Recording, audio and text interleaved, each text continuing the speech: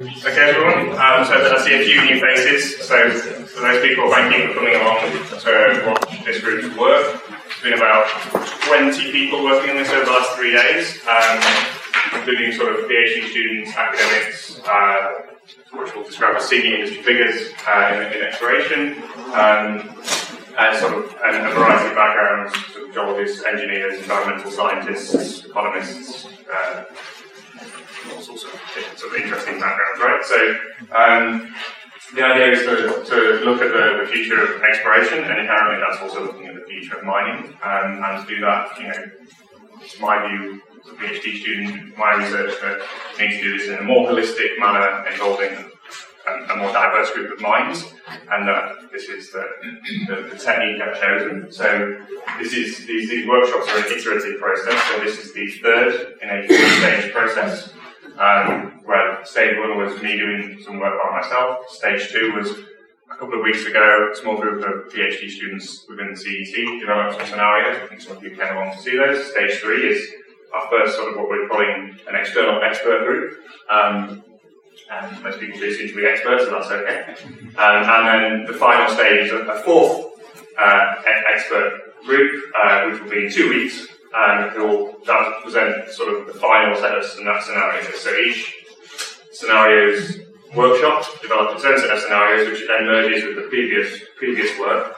So you have a sort of iterative building up process. So the final set presented next week will be sort of owned by 50, 60 people probably from a variety of backgrounds. So hopefully it has that sort of prerequisite sort of holistic thinking.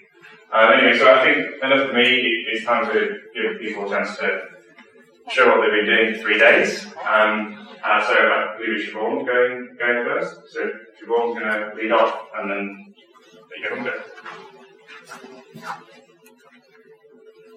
Okay. Hello, everyone. So it's quite obvious that the mining and exploration sector faces a lot of key challenges that are all linked. So you can see them there. And so we brought in this really diverse group of people to consider all of them, and we resulted in 2 different scenarios that we're presenting, and then how you predict those, etc.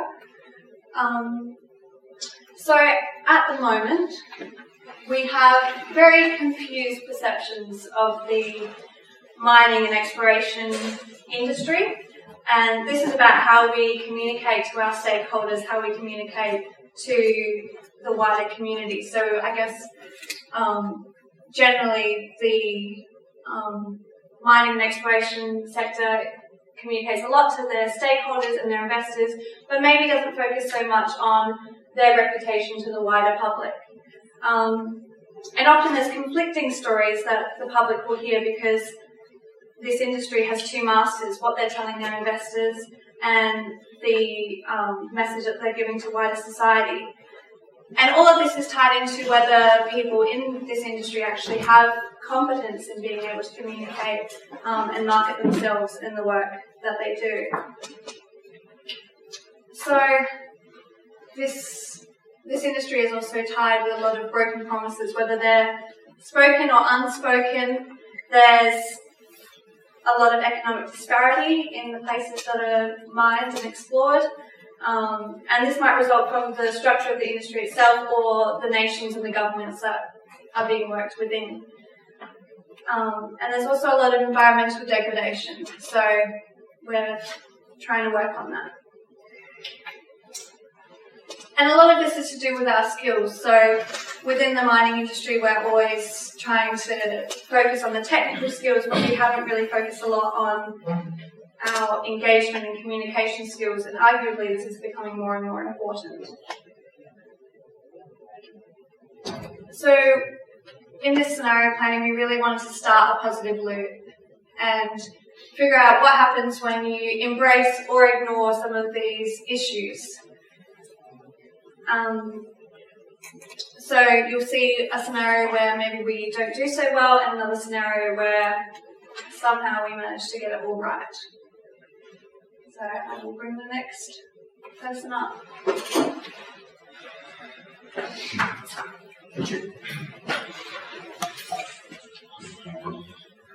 Hi everyone. This is the first scenario that we put together, one of two that was discussed. The future of mining, and the scenario is called A Tale of Two People.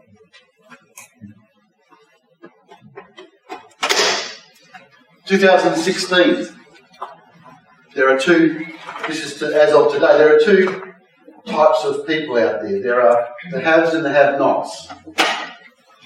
Haves? Have-nots.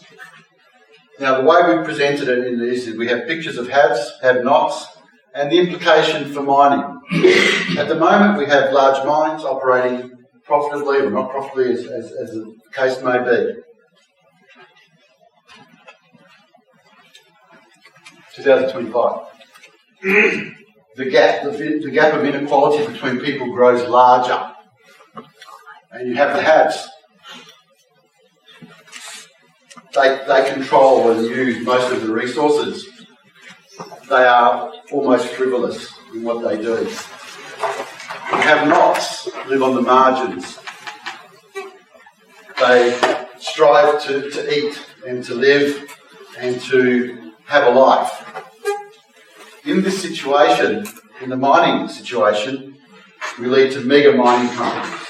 In the environment there is no regulation because the have-nots are not important to the haves, and the haves control all the resources. So essentially they can mine and pollute as they choose. But as time goes by, grades drop and mega mining corporations come into existence. 2014. At some point, the have-nots pass a critical point, and the haves can no longer control the world. The elites are killed off. Essentially, they no longer exist. But in this revolution, the haves or the have-nots don't have the capacity to keep their society running at the level of technology that there was. And so they regress, essentially into a very primitive society. And mining becomes manual. And it's done as an artisan. What's an interesting point is that this picture is only 20 years old. So this isn't that far in the future. We're closer to this than it might be obvious. The learnings for mining companies or the mining industry is you've got to keep an eye on society outside of your technical and commercial situation, because that can happen really, really quickly. Thank you.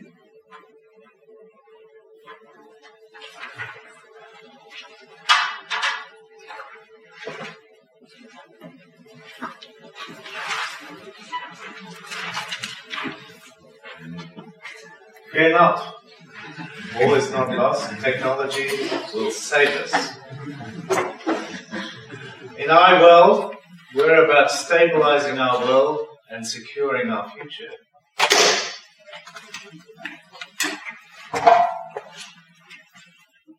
In the future, we see the positive role of technology driving several things. The first thing is that the social backlash related to climate change is profound enough that it drives a war against fossil fuels that ends up the only place to go is now nuclear technology. Nuclear technology becomes acceptable because we move to thorium reactors.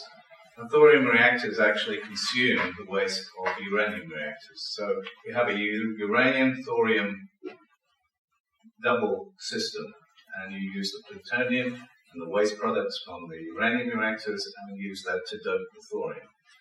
And the thorium is totally recyclable. So you now have recyclable energy forever. And this is scalable. You can also create thorium batteries this way and put them into spacecraft. We also have scalable 3D printing. This is a 3D printed building which occupies the size of a small island. All of this will be possible in the future. But the other thing that happens is the carbon fiber technology is now also moves to scale. We can now sequester the products of and use our hydrocarbons in different ways. And in fact, this replaces bulk commodities. We no longer need steel. We no longer need major infrastructure materials because we can build them out of waste, because it's now a carbon-based structural society.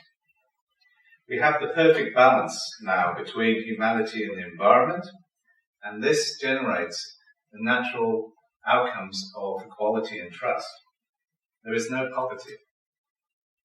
We have solved, through our technical work, agri-tech developments that create an abundant food supply. We have also have an environment where knowledge and wisdom are become valued more than money. Everybody is now working and walking in the same direction. The world is innovative, and niche mining is now only needed for the niche commodities, not the bulk commodities. This is only to supplement what we can't regenerate from recycling.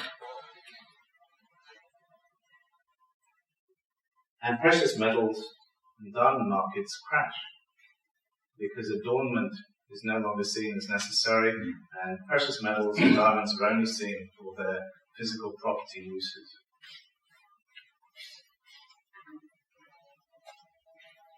Knowledge and wisdom become valued more than money. So we start to stabilize the climate. We have the abundant food. And in this political environment, we come together as a planet for the first time. And the UN finally becomes a global government. We are now a unified, single people on our planet. And we can start to turn our minds to the future of humanity rather than just the future of individual societies.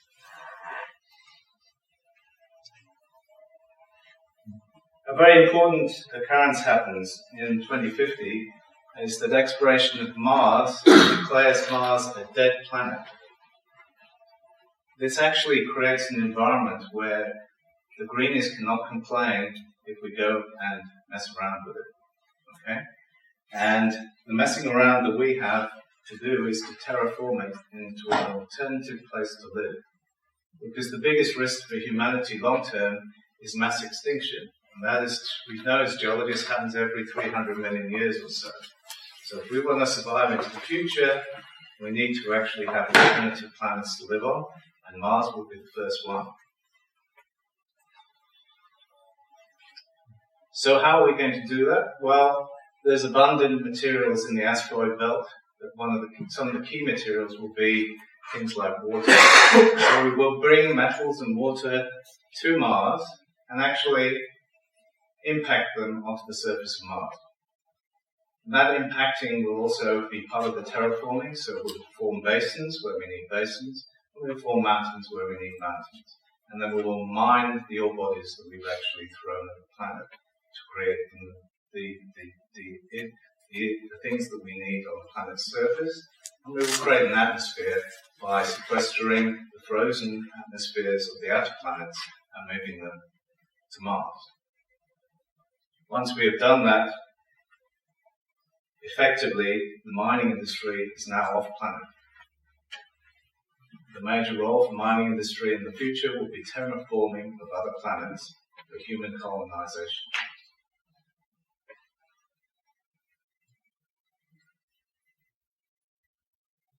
Space mining launches at full scale, and eventually we can live outside of the solar system.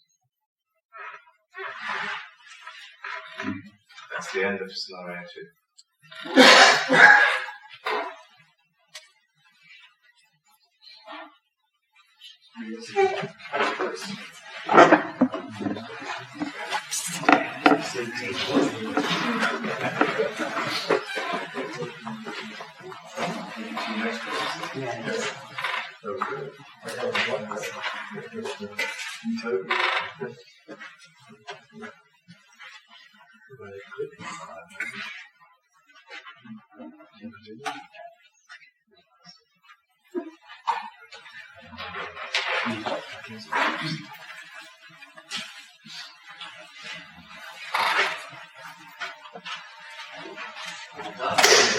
Alright, so we have two completely different scenarios. One is a utopia, the other one is basically complete chaos and collapse of society as we know it.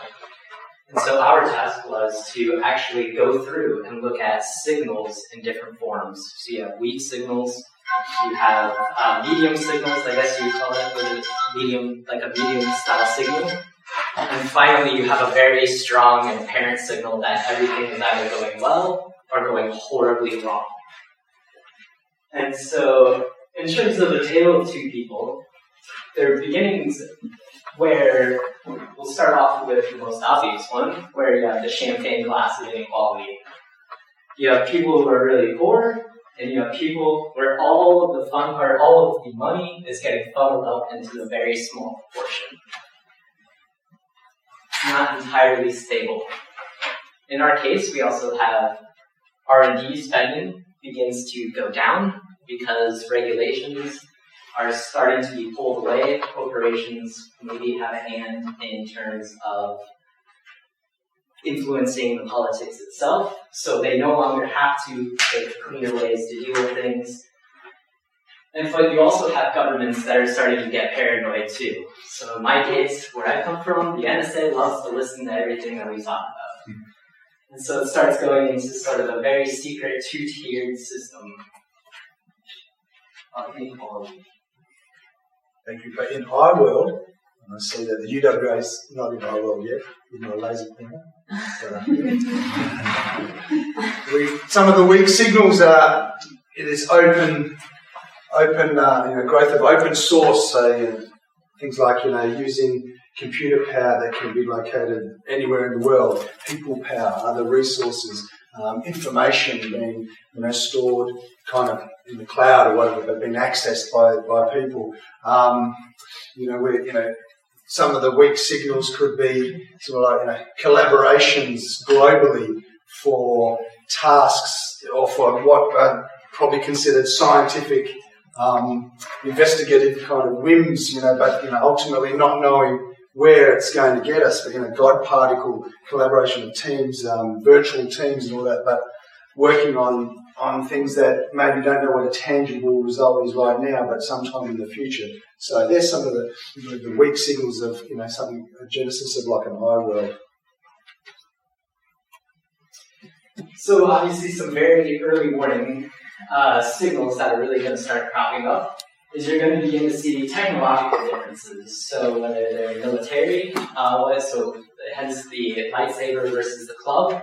Look what the U.S. is doing now in the Middle East. We have smartphones, we have all of this technology that we can try to enforce our policies.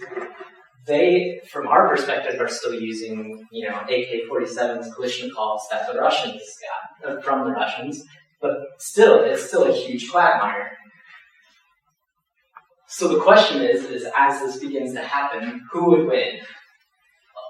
Thousands and thousands and thousands of a Roman Imperial Legion, or 1,000 U.S. Marines? And so maybe that's what we're beginning to see coming out of the Middle East areas. Also, some early warning signs: the Great Firewall of China, right? So stop that information. You have that information gap. Nothing's that you find as the government considerably, influencing the minds that may cause a coup of some sort. You can stop that right there, and that's technologically advanced. But what's also important, too, is to recognize that your poorer populations are graduating from universities at a much lower rate than your considerable counterparts, either from the elites or from the non-poor students. For iWorld, it's like in A Tale of Two People with R&D spend down, but in iWorld, R&D spend is possibly increasing, most likely increasing. The importance of R&D is that things come out of the other end, they don't know exactly where to be investing the R&D, but you must be doing the R&D in order to give yourself the best chance to have the new learnings coming out. In order to do that, we've got, from an education point of view, is that you need to be investing also in the education of the society. So an overall societal increase in the levels of education. From a trust point of view, is now where the world is working together, collaboratively, symbolized by United Nations here. So a collective group of people that, for the benefit of the whole society, meeting regularly, making decisions, planning for the future. And then, an element of trust. Society is diverse, it's very diverse. The wall being like, barriers that come above, but there's a collective move to get over any barrier that might be in place and to help the people, so to look back over your shoulder and help those coming up in order that everyone is moving to the greater good. Quite self-explanatory here. In my world, all men must die. All cows must die.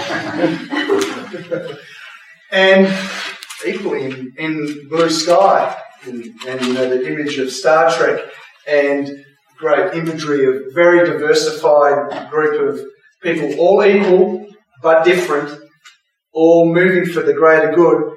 But I think in this world, space need not be the final frontier, because in this world, there is no such thing as a problem that won't be overcome. Not knowing, you don't need to know what the problem is, and you don't need to know when it's coming. You have the whole society have a belief and some kind of methodology that they will overcome it. And that's it.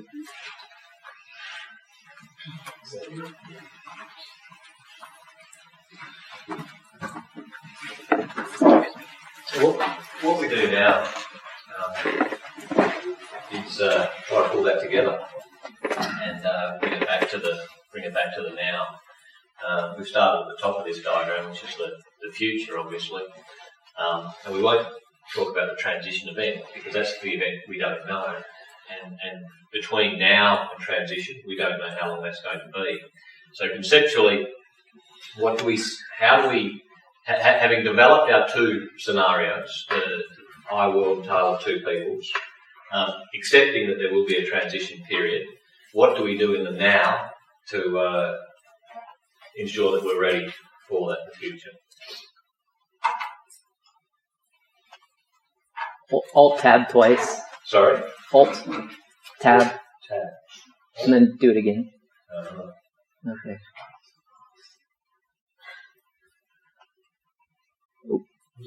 Close.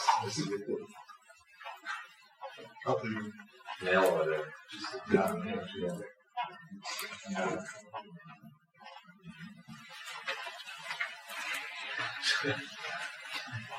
Technology, the new world guest, but I know.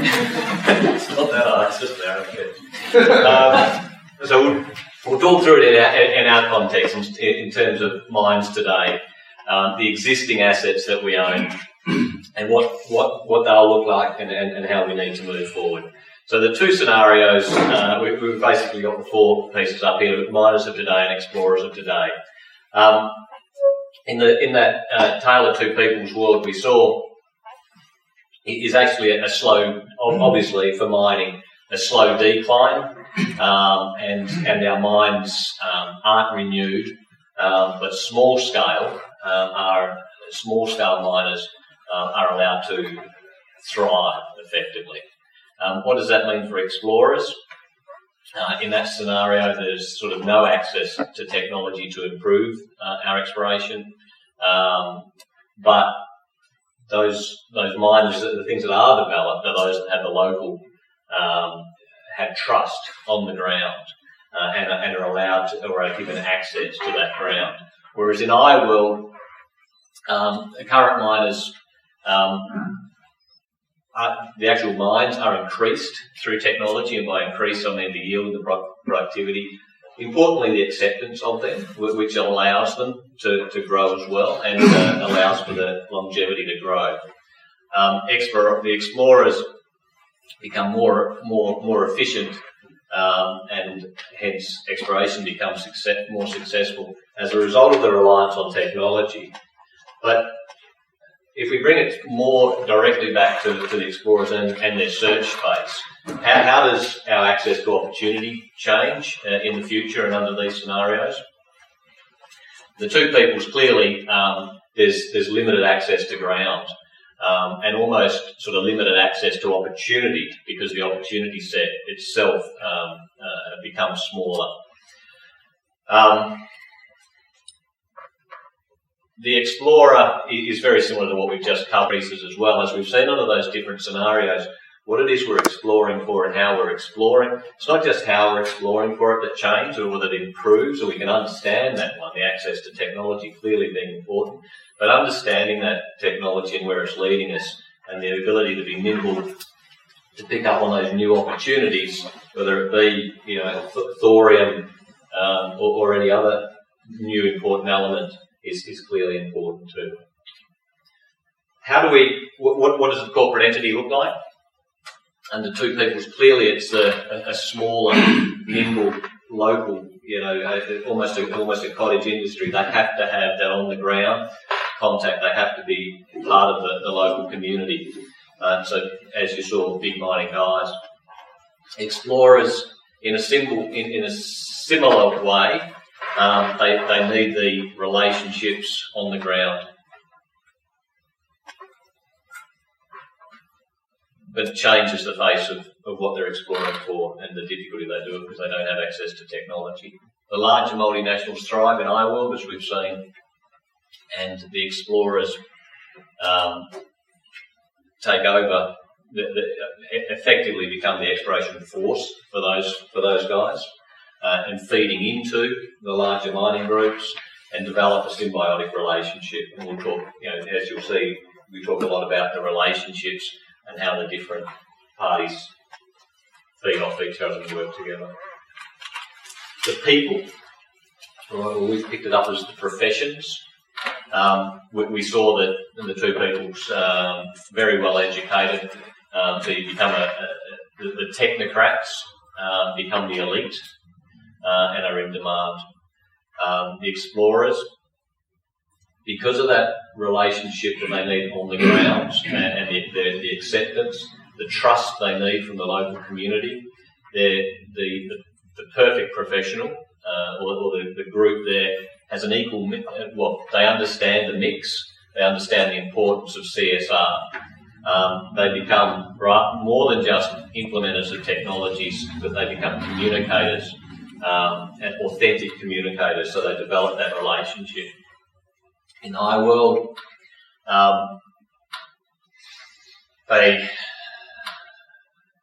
the technology clearly important.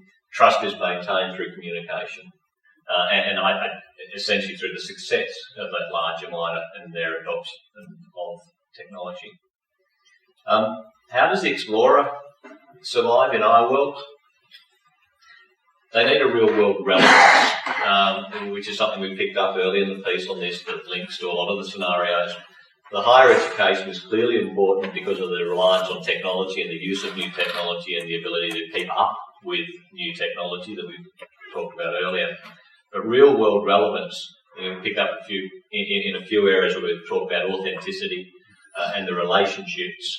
So the real-world relevance becomes increasingly important to explorers, so that they can develop relationships with the man on the land, is the easiest way to think of it, with empathy and authenticity.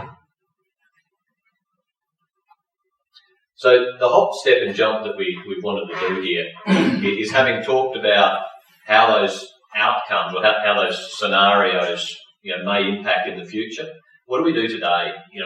What builds a robust company today? I While this is titled strategy, what strategy should we be implementing now? It's more about how do we build a robust entity such that we can enter one of these worlds. Both of those worlds were quite different, and we really break it down into some quite simple pieces. Surprisingly to me, and maybe surprisingly to you, you saw the sort of the complexity of some of those earlier scenarios. Well, we came to on a robustness basis. It is about people, and we've gone through this in sort of reverse order. First I talked about the assets and what we'll be mining and exploring for. It's the people that are important here, and it's how those teams work. So the robust explorer or the robust miner of today is building a multidisciplinary team. So a fair mix of people with a higher education and real-world experience. Not a notional mix, but a fair mix. And we've seen that as actually very high, such that our classic or our traditional miners are actually only a small proportion of that multidisciplinary team. On that team, you've got people who are very good communicators. They're working together openly, so there's a focus on collaboration and moving towards what is a CSR skilled workforce rather than a mining skilled or technologically skilled workforce.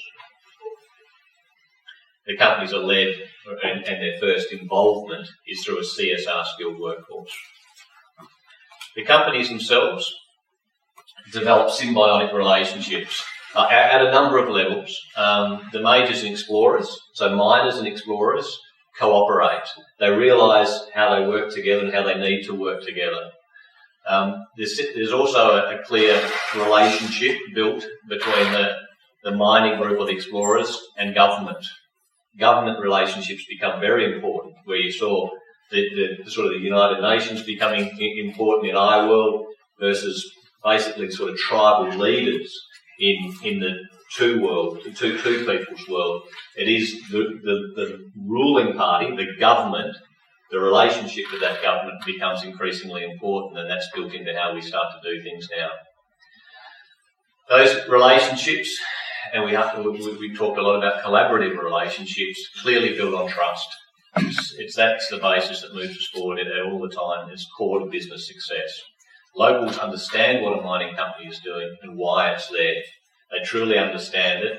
They know why they're there, and they understand the benefit of having that mine where they are. Whether that's very local, as in the two people scenario, where they need a commodity as much as they need food to live, or where it's not local at all in the I-world scenario, but we understand the need to be moving into outer space. The new asset, so what are we doing to build our asset portfolio? So what is a new asset going to look like post the transition into one of these new scenarios? What we've seen in that is there's actually an improved sample set, an improved number of opportunities, so an increased number of assets. They don't look like what we're used to today. They've come about through improved access to land, through the relationships we've built, and they've come about through changes in technology. So what it is we're exploring, why we're mining for something or what we're mining, where, will change. And it's being abreast of that technology and that agility that keeps companies at the forefront. So the robust company embraces technology and fosters development of that new technology so that they understand it as we move forward. That's where we ended. Thanks.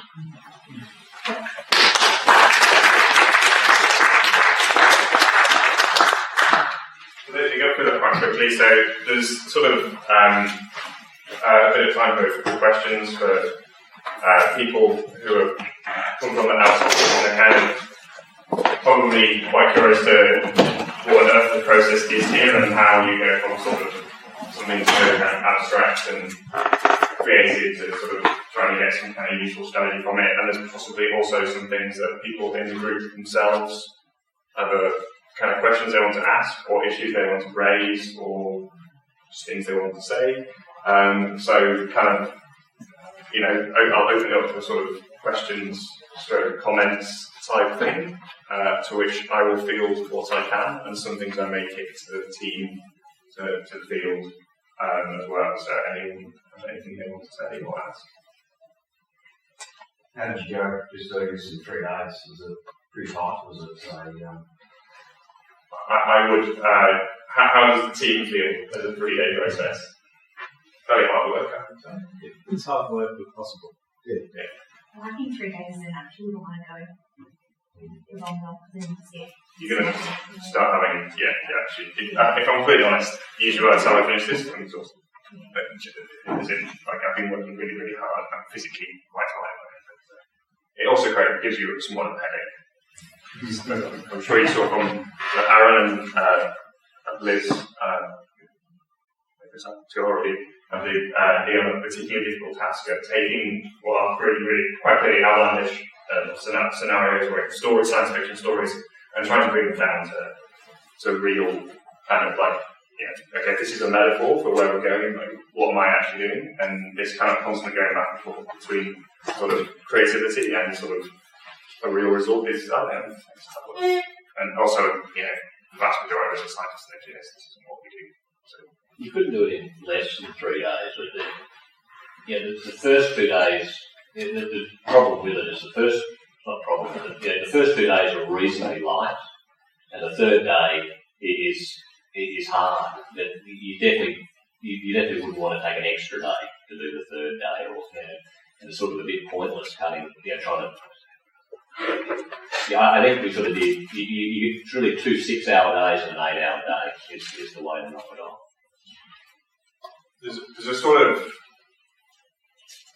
leave it at a stage where it kind of needs to be taken a bit further is probably about the right stage, if you know what I mean. It's sort of,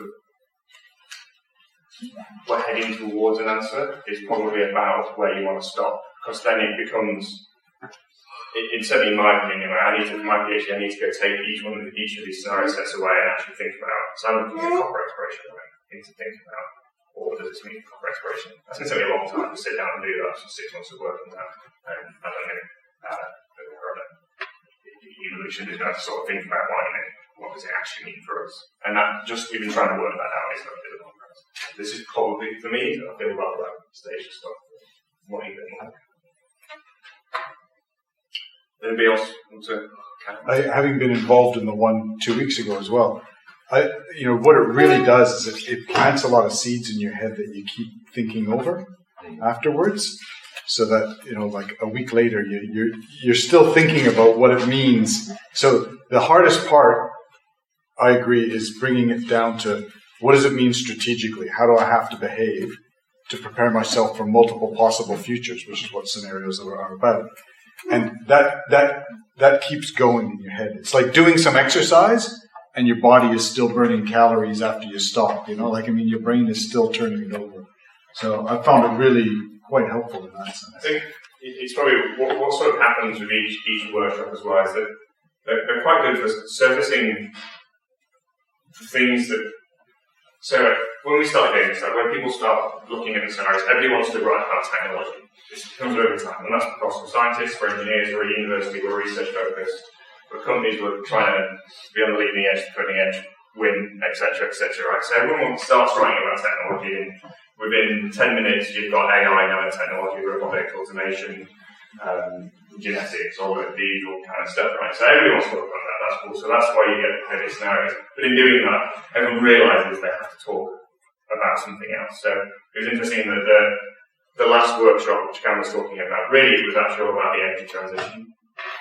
So whether you agree with the various views about renewable energy and climate change and all these kind of things, if you want to talk about technology, you have to know about that subject. You have to be kind of competent and sort of be able to speak and understand it and communicate with it. So it was like a 3-day workshop in sort of, well, how does the mining industry deal with the energy transition, right?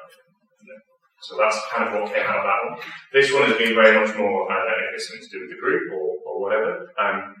There was a real interest in sort of very much the social license side of things, and kind of reputation was a really big thing that came up, and how this mixes with education and technology. Like, are we the right people to be doing this kind of thing? Are we going in the right direction?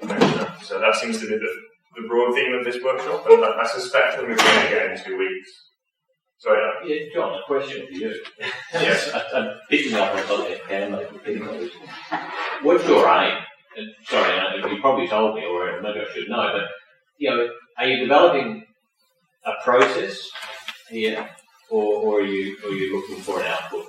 Both, actually. Yeah, because to overlay this, to take sort of Cam's response at that next step, where and sort of to answer that, was 3 days enough type thing. Well, the process was great to have done the 3 days. To deliver to you the output, is of some use, of some interest maybe, but going through the process is great, and I think Cam, that's right. It sets you up now, sets me up for the next week, the next month, maybe even the next 12 months. Sort of just churn over that. So I think that your process, John, is really important. Could be really important to a large range of corporates or individuals. The output is going to be bloody hard for you to really. Yeah, and to be honest, the output for all of us is going to be hard, right? Yeah. In a sense, that's the hard bit, right? So, my vague understanding of these kind of scenario processes and strategy at a wide level is the kind of doing strategy is actually quite easy, right? Whatever the process is, right, whichever consultant's coming in or whichever intervention they're making, right, it's been sort of discussed last week. The creating of scenarios bit and doing the workshop and having it to be together is the easy bit. The hard bit is, for me, was actually, it took me almost 18 months to 2 years to realise that the problem I was trying to take on, I can't solve that problem. I need to find a way to get a whole lot of people together to solve the problem for me in a way that I then get the answer I want. Yeah, that's fantastic. Yeah. And then right. But to do that, then I have then a problem that I get. So why are people going to help me like that? Turns out there's some really good people in CET and in our community to do that. That's great. That's fine. But also, there is creating a communal benefit here. That there's a group of people by the end of these 3 workshops who are sharing a bit of a language, and none of us, as we've highlighted, are experts on CSR and social license and global inequality and all these kind of things. But we now at least we have a few tools to talk about it with and to have a sort of think about it with, and maybe when we meet some experts, and that's a ridiculous thing to talk about. And I certainly feel confident enough that I will try to turn these into papers. Right? I feel confident enough that I could write a paper on how sort of the way we look at skills and technology and education, and how we can use that as both a disabling factor for the future and an enabling factor for the future. And I feel I've got enough ground to stand on to do that, right? So that's helped me, and hopefully sort of helped you in developing your strategy, or maybe people looking at research, chatting with Ada, as a PhD in talent management, so saying actually this is a way for us to both work on as an explorer and someone looking at the tailoring industry to actually look at the problem together, sort of from the 2 ends of the industry, when you've got these 2 scenarios to kind of, as our communal language, to kind of do this. Right? So there's some kind of benefits for other people, and don't really, of course, I'm going to benefit from this, so I'm sure I'll do that. So any other comments or questions, or people need a beer? Yeah, just a comment. I mean, for me, the most important statement you made at the beginning was that you're not trying to predict the future. And so don't try and do that. This is following a line of production, whichever way you start is a bit from both directions. But the value of this was not in the actual scenario itself, but when you started putting all the scenarios together, and then started to combine them and to give you two main stories. A lot of factors, a lot of people were saying a lot of the same things, maybe in different ways, and you start to get a pattern. And for me, it's the pattern that's important. The scenario in itself is, it's a story. But the way I work, a lot of, when you're working with uncertainty, which is what we're talking about here, a lot of it is intuitive. You get an intuition from past experience, patterns, etc. that you've developed. And this just gives you more patterns to work with.